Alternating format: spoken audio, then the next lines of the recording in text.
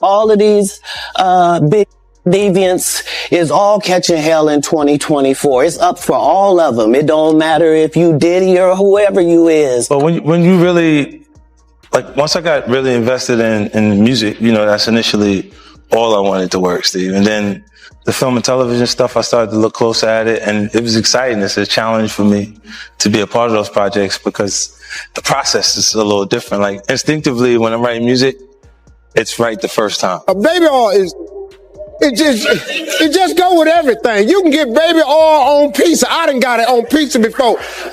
You taste it, you can't even hardly taste it. I done had baby oil all around my mouth before. I don't even know what's on there. It's just a baby oil type night. It's just baby oil. All right. Praise the Lord, baby oil. 50 Cent has been working on this documentary for almost 2 years. The footage he has is insane.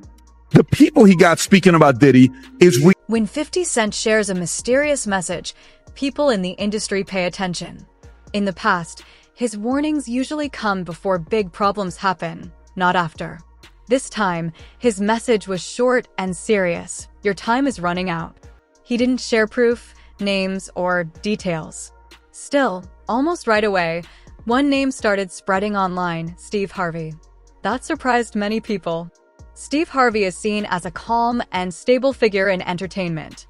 He is known for faith, family values, and giving life advice, not for drama or controversy. He presents himself as someone who has figured life out and now helps others succeed.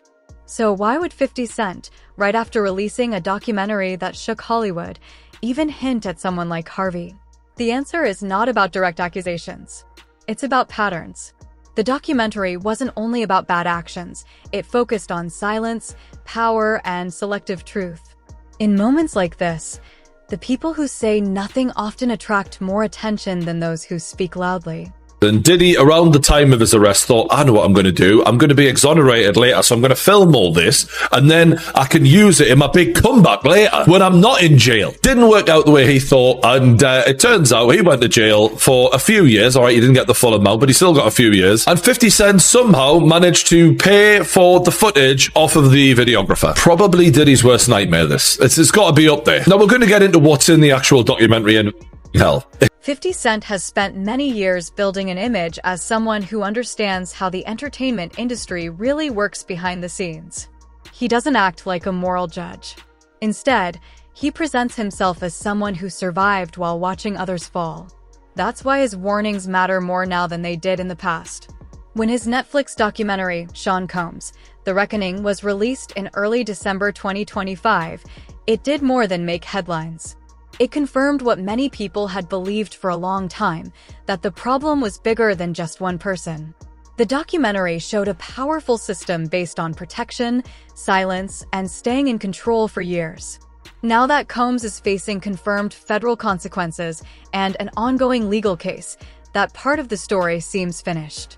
What disturbed viewers most was the feeling that the documentary only revealed a small part of the truth. It suggested that much more is still hidden and waiting to come out. The core theme to be, you didn't do anything wrong.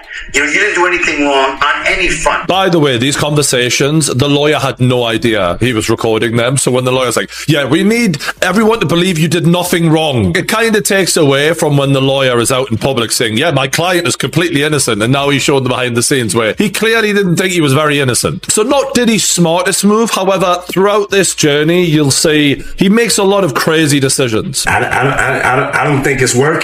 I've listened. I've been a superb client, as you said. I jumped on the plane. I'm coming to New York, but I'm just running around waiting for a shoe to drop. He's himself right now, in case you can't tell, and he really doesn't look good. It's the middle of September, and there's still no indictment. Bro, then you have to have a spokesman. You have to have some sort of comms to constantly be pushing that, Mark. Because you may just be a person that you just may watch CNN. You know what I'm saying? And there's 9 billion people in the world, and 7 billion of them is on Instagram and TikTok. He's basically trying to get control of the narrative. That's what he's really worried about. He wants public perception to be, this was all bullshit. Unfortunately for him, we had all seen the CCTV of him beating the shit out of Cassie, so like, we know you're not a good guy, man. That's out there. A statement from your solicitor is really not going to change that. We have to find somebody that'll work with us, whether they from this country or from another country.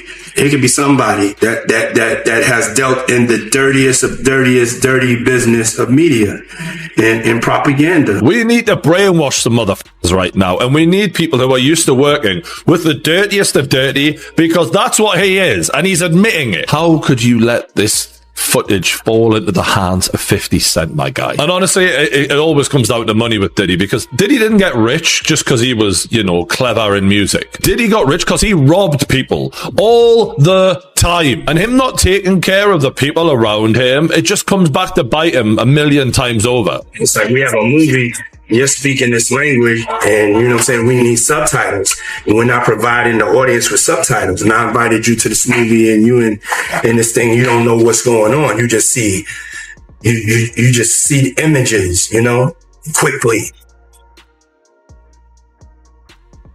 Now it has a whole life of its own. I gotta say, this whole doc was edited well. When he said you just see the pictures and they cut to the CCTV. Well done, 50. You nailed that, son. If you're going to take him down in style. So you get a clear window from the jump here into Diddy's psyche. He doesn't give a f*** about Cassie or any of these girls. He doesn't give a f*** about anyone. It's save yourself mentality, and it's crisis mode. And you can see on his face, like, well, you know he's got a drug problem. This is at an all-time high of his drug taking, surely. Because Other well-known people reacted in similar ways.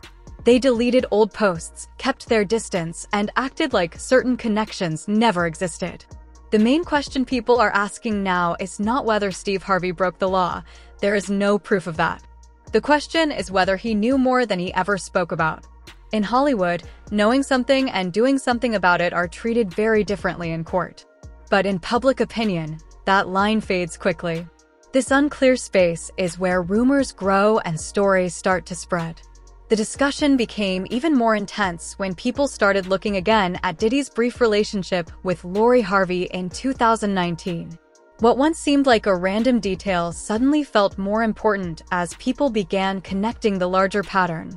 P. Diddy, and this one ain't pretty, because it involves one of your most favorite television talk show hosts, Steve Harvey. Yes, apparently, there's a little birdie going around Hollywood saying that in the late 90s, Diddy, which I know about this because I had a friend who worked detail on the party, invited Steve Harvey to one of his famous freak-offs and then recorded Steve Harvey in a very compromising position with somebody else, if you know what I mean. Which doesn't bode too well for Mr. Family Man, you know what I mean? So the freak-off situation got pretty crazy. There was a tape circulating. I have seen the tape. But the problem here is Diddy has been blackmailing Steve Harvey for the last 25 years, including, and this is also some reports that I've been able to verify, Diddy was dating his daughter, as well as Diddy's son was dating his daughter, and people said reports that Diddy was using her as an ATM machine. This is disgusting to my core to hear accusations like this, and I have to confess this to you people, but the truth must come to light. And all these disgusting stories. At the time, commentators mostly brushed it off.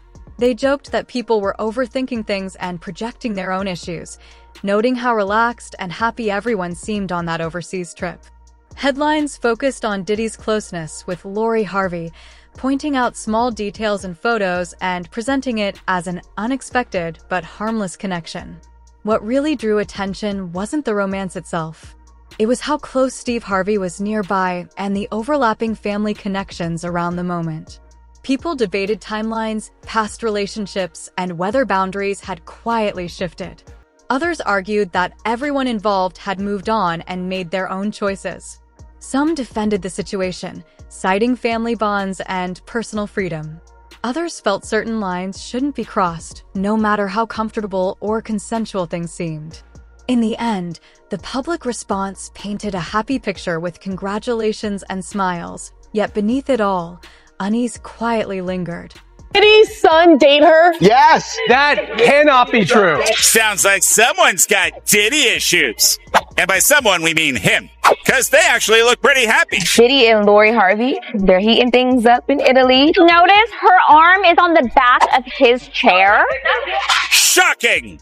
For some reason. But yes, Diddy's now getting super cozy with Steve Harvey's daughter, who Diddy's son, Justin Combs, used to hang out with. I don't think that her and Justin were even that serious. They were just out in the club a couple times. I think it's more interesting that Steve Harvey's there. Survey says the number one most interesting thing about this photo is Diddy and his son are Eskimo brothers.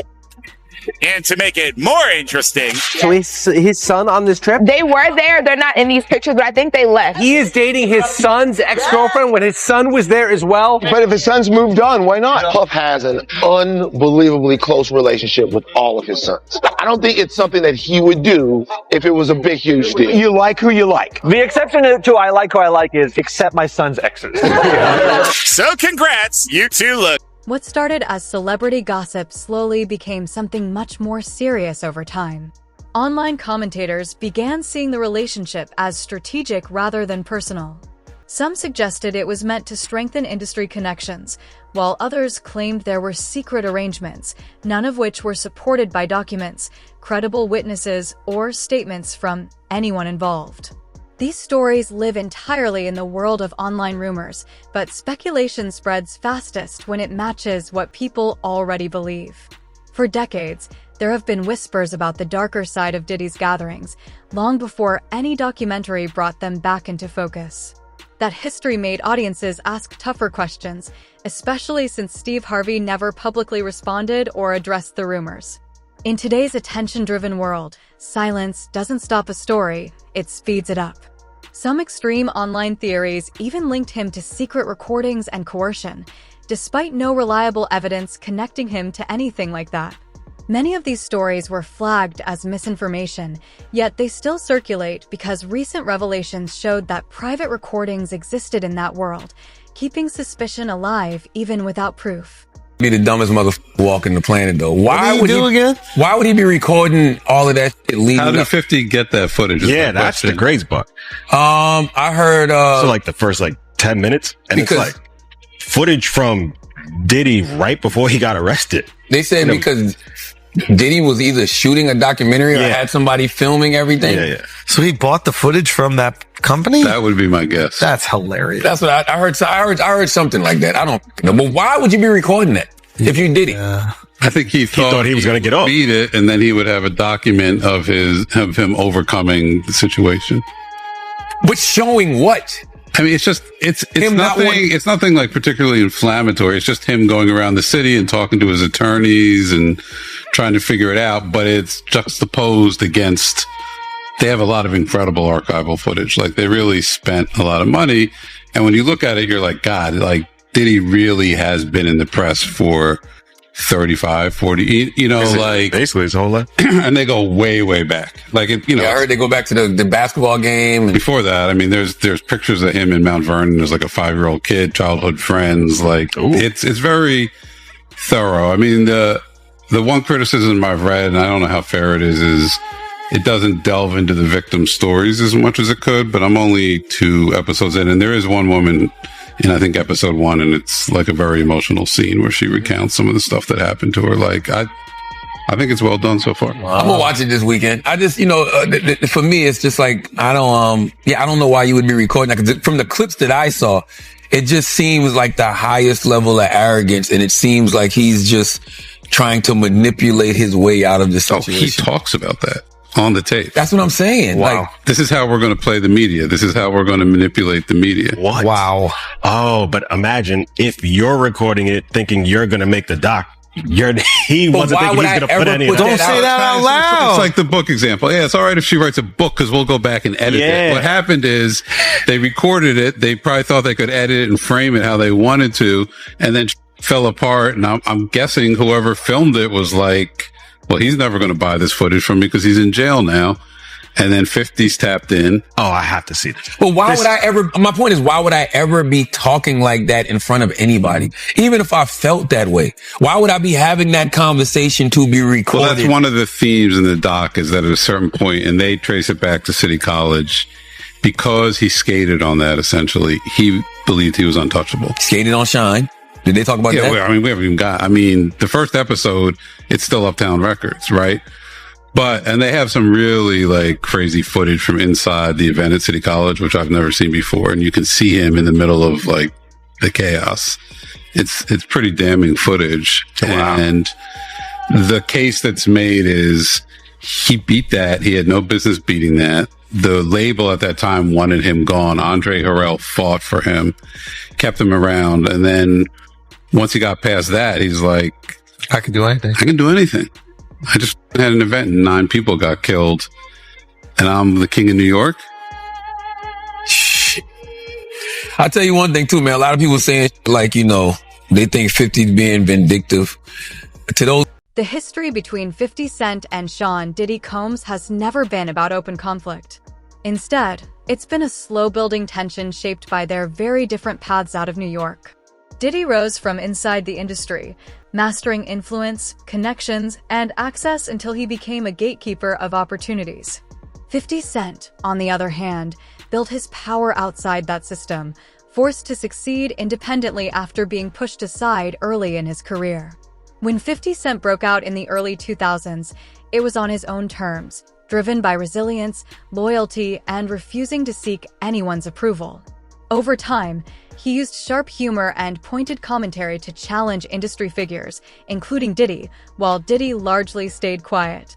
This contrast highlighted the difference between behind-the-scenes control and open resistance. That divide sparked speculation about hidden dynamics and unnamed players, where imagination often turns possibilities into assumed truths. The facts, however, are clear. Steve Harvey has not been investigated, charged, or publicly linked to any wrongdoing. His shows continue, partnerships remain strong, and his career shows no signs of impact conditions that weaken, not support, rumors. Still, questions remain about why he has chosen to stay silent instead of making a clear denial. In Hollywood, silence can mean strategy, caution, or personal resolve, and uncertainty is the perfect ground for conspiracy theories to grow. One of the most striking lessons from Sean Combs, the reckoning wasn't who appeared on camera, but who didn't.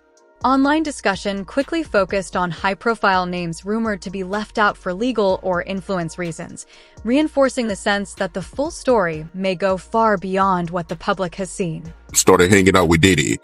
And, he also speaks on how, Snoop, he did the Steve Harvey show with Diddy after Tupac got killed. Check this out. Okay. It's downloading right now. Then you look at the scenario how everybody used Pac to make their stuff famous or make their project better. You got people who use their songs for Pac and tell them how much they love Pac, but they do songs for Puffy. You got Steve Harvey, this mother telling, well, Pac, according to everybody else, he brings Snoop and Puffy on there and say, these are dudes who's running this in the East Coast, West Coast. What's up, Snoop? What's up, huh? Hey, whoa. Wait a minute, fellas here. Hold up.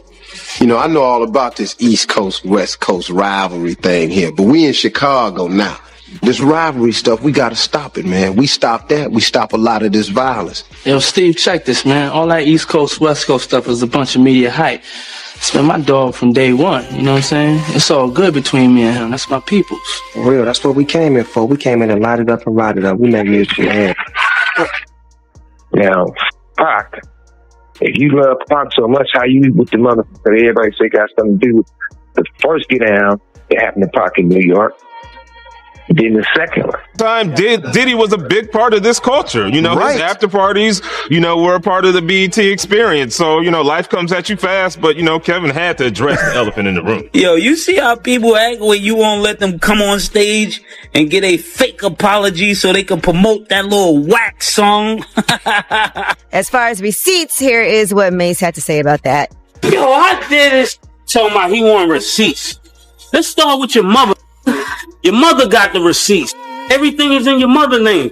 That's the one who got the receipt. You need more proof?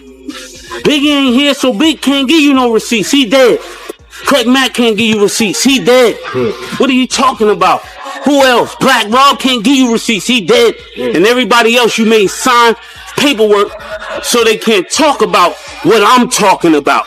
I'm the only one with the guts. And I sign it. Cause I ain't need the money. All money ain't good money. Remember that. You know who to play with. I want to know what Justin Bieber, I want to know. Justin Bieber, look at his life change. His man life, that man is terrified of Puffy. I seen the video. I'm in the streets, dog. People know, fear, dog. Be like, what happened to your number? You like, I lost it. Fear, man. You got to think of all the people, white folks, who've been at the parties. They scared. They don't roll in crowds with niggas and guns. When they get slapped in the mouth at a party for being too high, they shut up. You get what I'm saying? You got to think of all these people who've been terrified for years. Everybody. But see, people understand. I can say this because I've been saying it while he was out. I'm one of the few people been calling this out for years. They ain't scared of who. I've been telling this where you at. I'm not scared of you. Not saying I'm bad or nothing, but I'm saying I got the right to speak. I'm not trying to kick him while he down or something. I've been looking in his camera for the longest, telling you I don't like you. I don't like nobody around you, and I don't like what you did to me. I woke up one day, I was 40 years old, didn't have a home, didn't have nothing. I'm like, what the? Other famous names like Meek Mill, Usher, and Clive Davis also got pulled into the online conversation, not because of any proof, but because speculation spreads fastest once momentum builds and uncertainty take. What up, King Son? Man, you doing it, man. You deserve it, Daddy. You putting in that work. Proud of you. I love you. Yeah. I didn't know who the Usher was. You know what I'm saying? It was one of those type of situations. And when people say, yo, man, I don't put them, I'm getting out that industry and everything like that. Puff sent this little kid to the hospital. How he sent him to the hospital?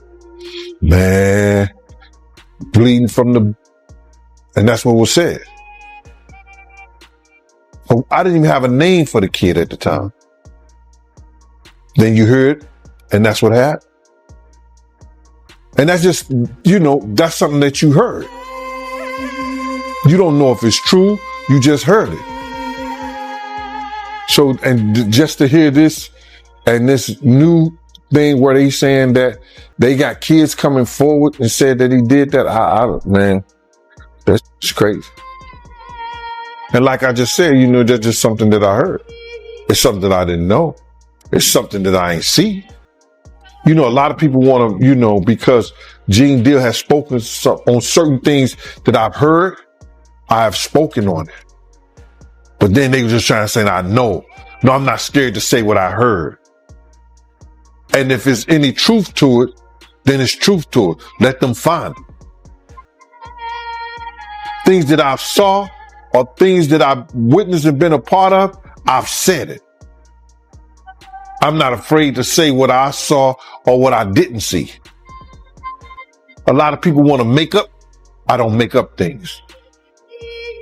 When I say Puff go in the room with two girls, you understand, and another guy and a rapper, and then all of a sudden they cousin try to go in the room, I throw them up against the piano, they run out the room with grabbing towels, and they still had two girls in the room.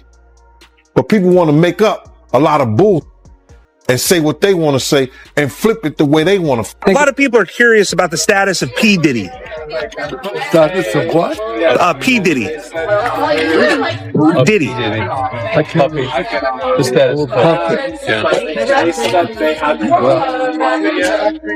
What do you make of that situation?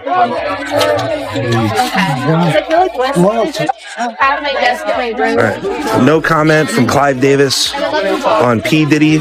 Mr. Davis, you're a major influence on the career of P. Diddy. Have you spoken to him since the federal raid? Yes. Have you spoken to Sean Combs?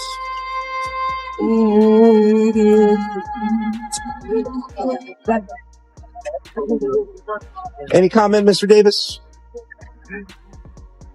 Any comments about Diddy? He credits you as one of his mentors.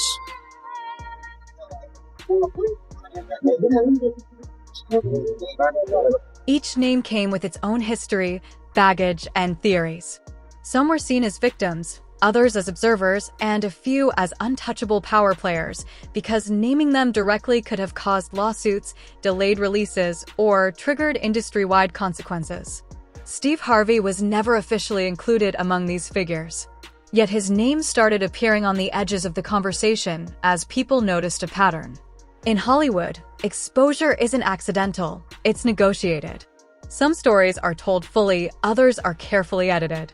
That reality makes audiences uneasy, because when information is filtered, silence can seem suspicious by default. Harvey's lack of fallout, along with his refusal to address rumors, fueled the idea that some people are protected not necessarily because they are innocent, but because revealing them could cause major damage. When Cat Williams spoke in early 2024 about industry deception and hidden behavior, many dismissed it as exaggeration, even though he mentioned Diddy long before any verdict. Now, his clips are being watched not as comedy, but as warnings.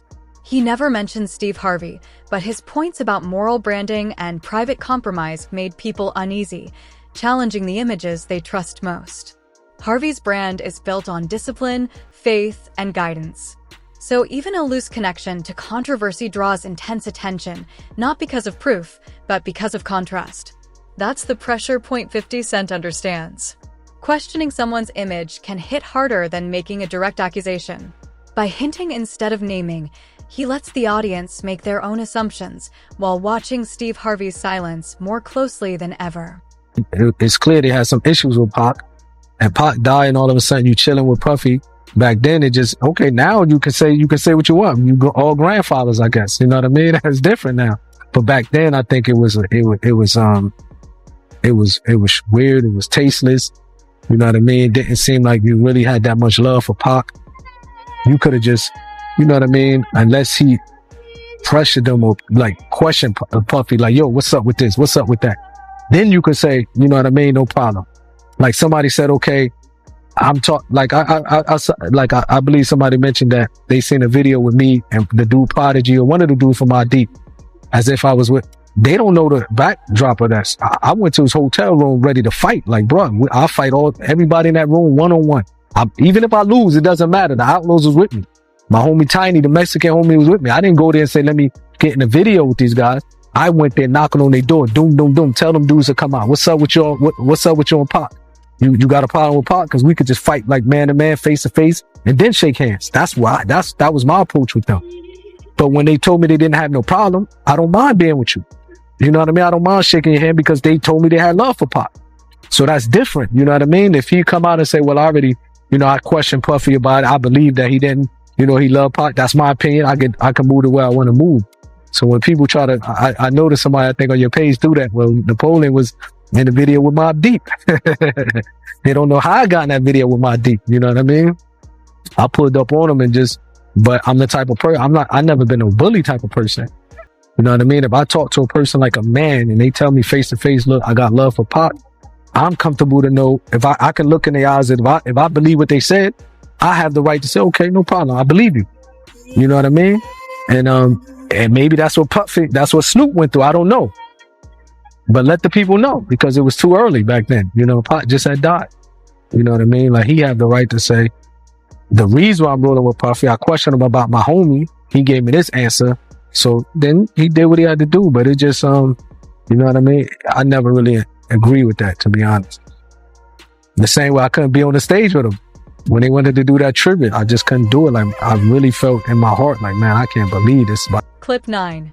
To be clear, as of now, Steve Harvey faces no charges, no lawsuits, no investigations, and there's no verified evidence linking him to any wrongdoing. What's left is silence, removed public praise, and a deliberately vague warning. 50 Cent continues to hint without naming anyone.